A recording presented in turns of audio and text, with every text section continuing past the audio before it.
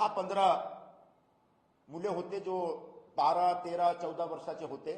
त्यांची वय फक्त 14च्या दरम्यान होती. तिकडे हातात झेंडा घेऊन, भगवा झेंडा घेऊन ते सगळे यात्रामध्ये सहभाग घेण्यासाठी निघाले होते. आणि रस्त्यात पठाणवाडी येतो. जेव्हा पठाणवाडीमध्ये संजय नगर ते क्रॉस करत होते, त्याच वेळी त्यांच्यावर संजय नगरच्या रस्त्यावर एक मस्जिद आहे, नुरानी मस्जिद बहुतेक त्याचं नाव आहे. ते नुरानी मस्जिदमध्ये खूप लोक होते आणि ते जो जिहादी प्रवृत्तीचे लोक होते ते बाहेर आले आणि त्या लहान लहान मुलांना घेरून पकडून त्यानं मारला. त्यांच्या हातात भगवा झेंडा होता, त्यांचा भगवा झेंडा छिनला आणि ज्याप्रमाणे त्यांच्यावर हमला केली गेली आहे, तुम्हाला 1-2 मी व्हिडिओ दाखवू शकतो. एक व्हिडिओ म्हणजे हा व्हिडिओ आहे. एकच भगवा झेंडा म्हणजे 2-3 लोक होते आणि बाकी सगळे टोपीवाले आहेत.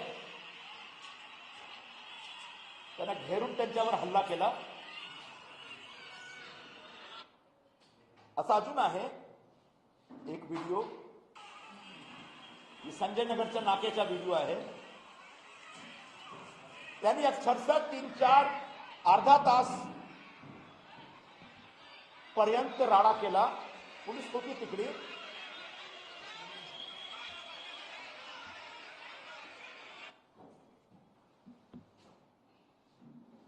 पोलीसवाल्यांनी काही जास्ती काही केलं नाही. एका मुलावर जे हल्ला केला त्याने रॉडनी मारलाय त्यांना. हे बघा फोटो.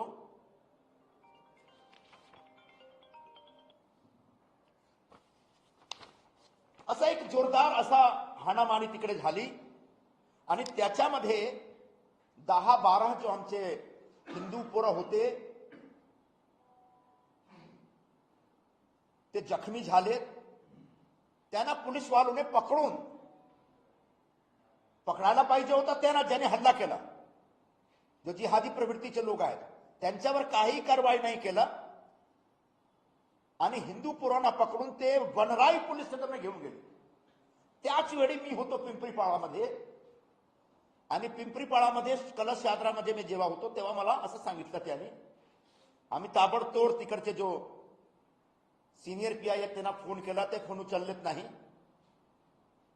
2-4 लोकांना घेऊन, कार्यकर्त्यांना घेऊन मी कुराड पोलीस साठी निघालो. तिकडे जाऊन बसून चर्चा करून काहीतरी मार्ग काढायला पाहिजे. त्याने अशी मारामारी केलेली आहे, त्यांच्या विरोधात कारवाई झाली पाहिजे अशी मागणी घेऊन मला जायचा होता.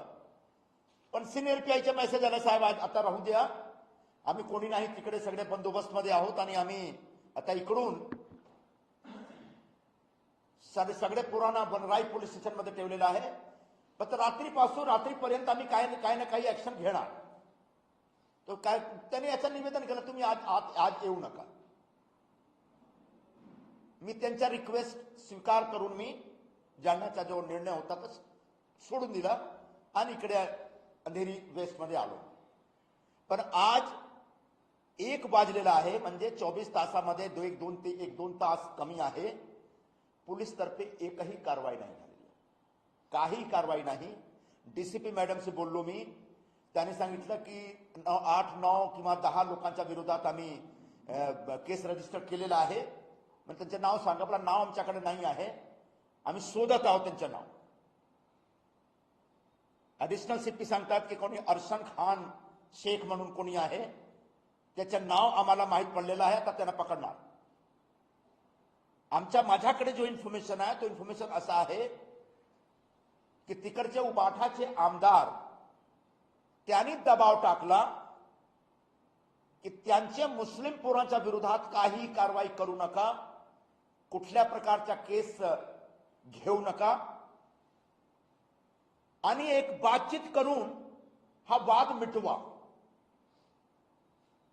काल आमचा एवढा मोठा सण होता, हिंदू लोकांचा सण होता. ते सगळे रस्त्यावर उतरून शोभायात्रामध्ये, कलश यात्रामध्ये सहभाग घेत होते, त्या सणाला विरोध करण्यासाठी, आमची शोभायात्रावर आक्षेप करण्यासाठी अशा प्रकारच्या एक दंगल घडविण्याचा काहीतरी कट कारस्थान केला गेला होता, मला असा आरोप करायचा आहे. याच्या मागे पठाणवाडीमध्ये खूप असे जिहादी प्रवृत्तीचे लोक राहतात. रस्त्यावर मस्जिद आहे, खूप सारे अनऑथराइज्ड असे कन्स्ट्रक्शन आहे तिकडे. ते अवैध बांधकाम करणारे कोण लोक आहेत, त्यांच्या या दंगे फसाद आणि मारामारीचा काय संबंध आहे याचा शोध झाला पाहिजे. आणि जे काही दंगाई प्रवृत्तीचे लोक आहेत, दंगली घडवण्यावाले, असं सगळ्यांच्या घराच्या विरोधात बुलडोजरची कारवाई झाली पाहिजे.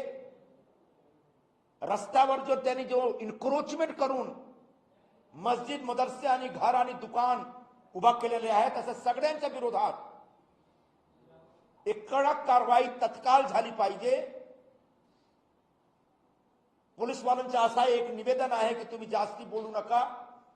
मी त्यांना शब्द दिलेला जास्ती बोलणार नाही, पण एक दिवस जास्ती आम्ही वेट करू शकत नाही. अजून एक दिवसात तुम्ही काही कारवाई करू शकला नाही तो आम्ही कुरार पोलीस स्टेशनवर येऊन तिकडे बसणार आणि पोलीस स्टेशनचा घेराव करणार.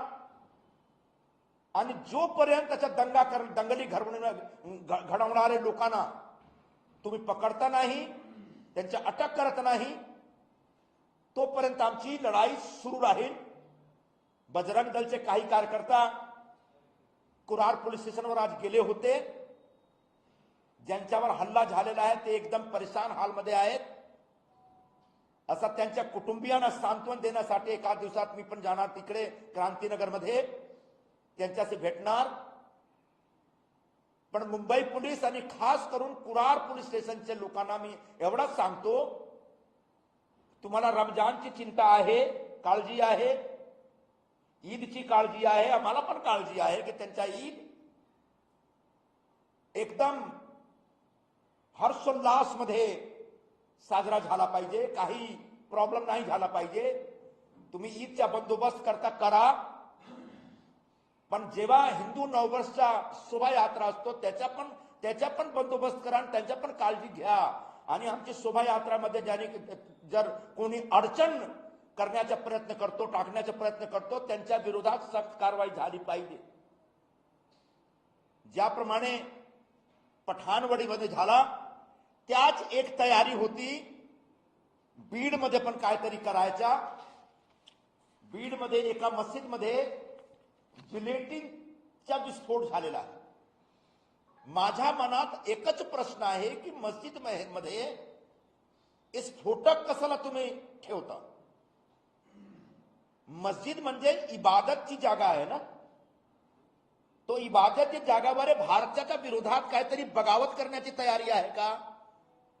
असे प्रत्येक मस्जिदची एक छानबीन झाली पाहिजे. त्याच्यामध्ये काय आहे, त्याच्या आतमध्ये काय चाललेले आहे, याच्यावर महाराष्ट्र पोलीसची जो गुप्तचर यंत्रणा आहे त्यांना सावध राहायला पाहिजे.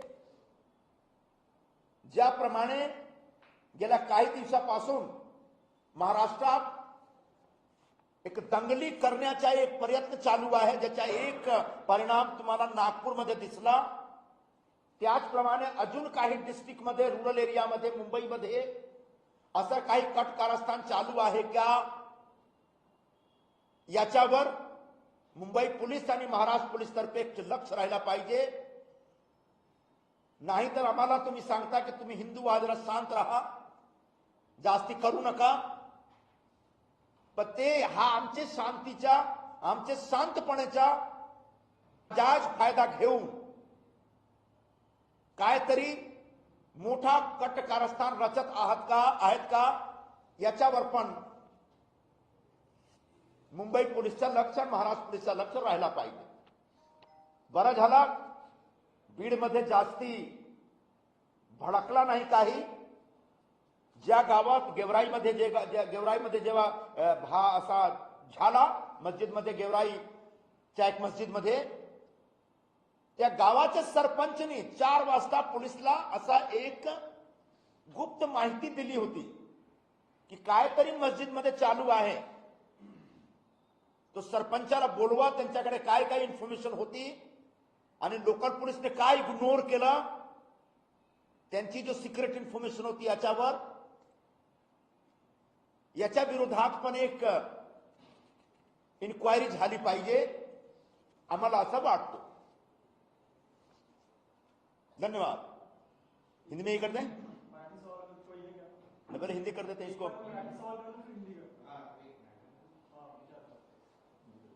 साहेब, आज संजय राऊत यांनी एक महत्वाचं विधान केलं आहे की 2026 मध्ये मोदींचा जो वारसा आहे तो महाराष्ट्रात नसणार आहे. देवेंद्र फडणवीस यांच्याबाबत वक्तव्य केल्याचं बोललं जात आहे आणि हे संघ ठरवणार आहे असं सुद्धा ते म्हणतात. संजय राऊत दररोज असं काहीतरी खोटी बातमी पसरवतात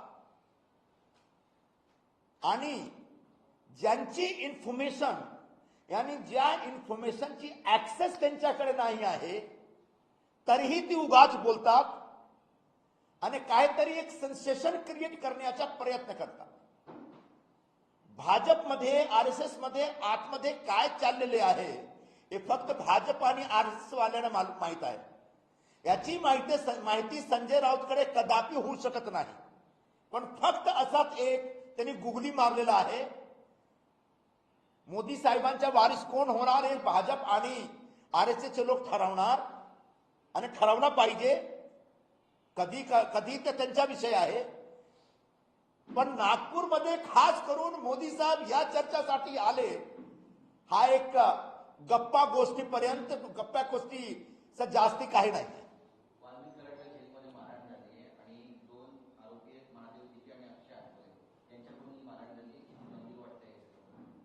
मारहाण झाली,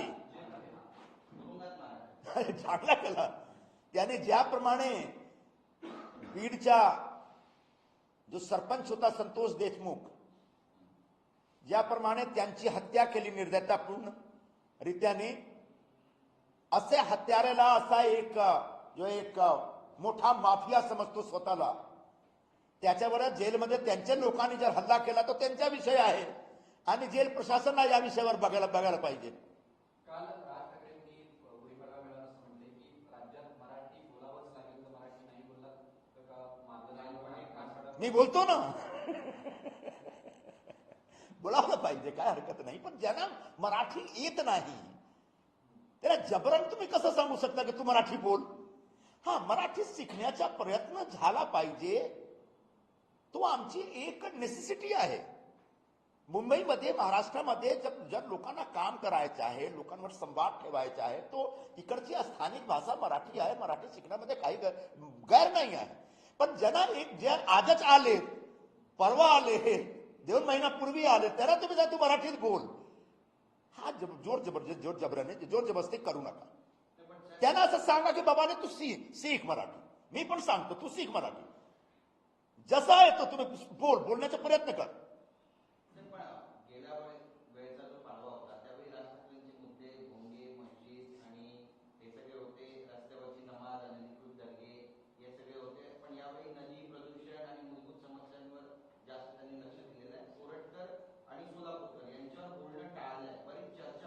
याच्यापेक्षा त्यांच्या जो सर्वात एक महत्वाचा एक स्टेटमेंट आहे तो असा आहे की कोणीही राज्य किंवा देश धर्मच्या आधारावर उभे राहू शकत नाही.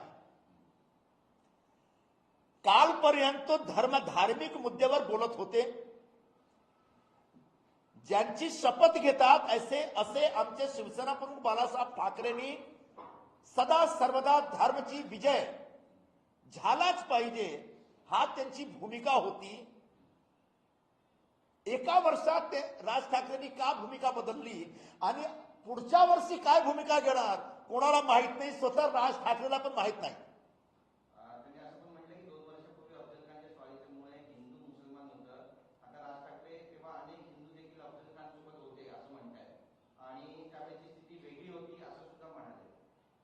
अब आता माझ्यासाठी राज ठाकरे एवढा महत्वपूर्ण आहे की त्यांचे प्रत्येक स्टेटमेंटवर मी काहीतरी विधान करू जाऊ दे, राज ठाकरे आता राहू दे. सर, हिंदी में बता दीजिए, कल गुड़ी पड़वा के अवसर पर कई जगहों पर शोभा यात्रा निकाली गई, मलाड में कलश यात्रा निकाला गया, तो उस दौरान कुछ ग्रुपों पर एक समाज के लोगों ने मारपीट